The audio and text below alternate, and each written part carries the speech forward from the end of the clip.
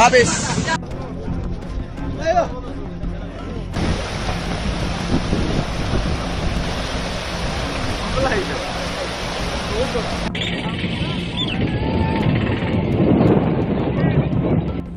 அசாம் மாநிலத்தில் வரலாறு காணாத கனமழை கொட்டி தீர்த்துக்கிட்டு இருக்கு.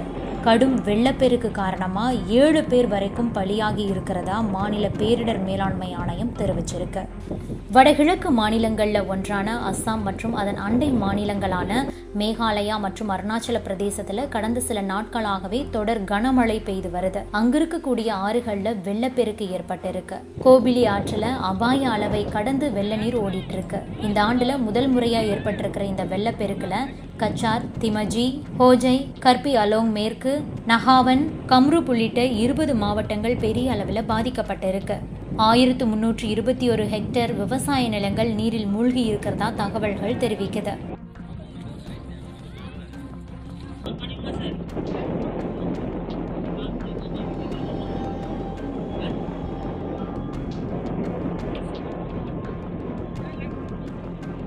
பல கிராமங்கள் தீவு மாதிரி காட்சியளிக்குது.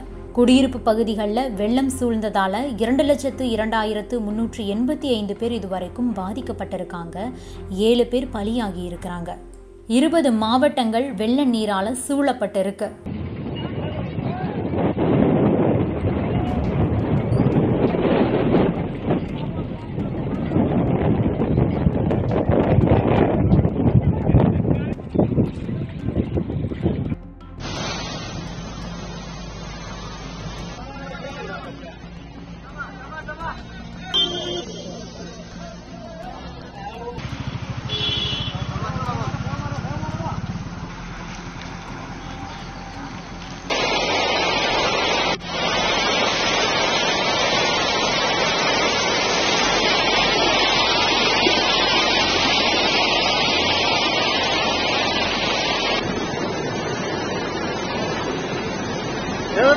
தண்டவாளங்கள்ல மழைநீர் தேங்கி இருக்கிறதுனால ரயில் போக்குவரத்து சேவையும் பாதிக்கப்பட்டிருக்கு.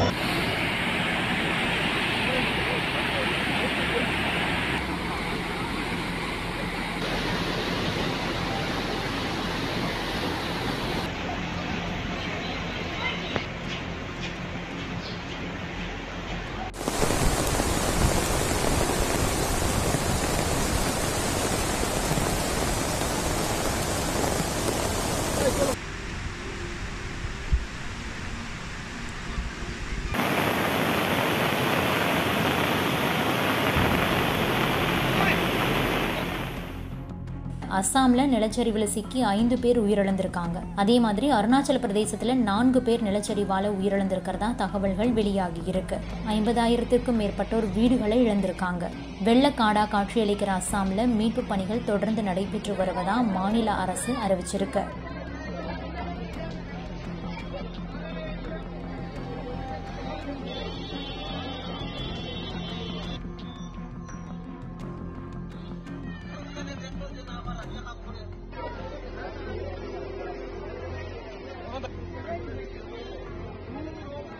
தற்போது 10 ரயில் சேவைகள் தற்காலிகமாக நிறுத்தி வைக்கப்பட்டிருக்கிற நிலையில திமா ஹசாவ் அப்படிங்கிற பகுதியில் ரயில் பெட்டிகள் கனமழை மற்றும் வெள்ளத்தில் கவிழ்ந்து விழும் காட்சிகள் வைரலாகி இருக்கு.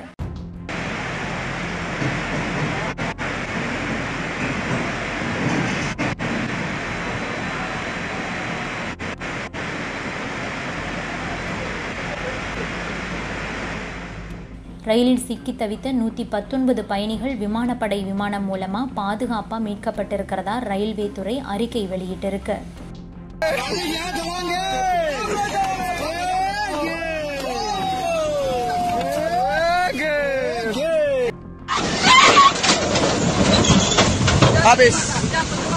Habis.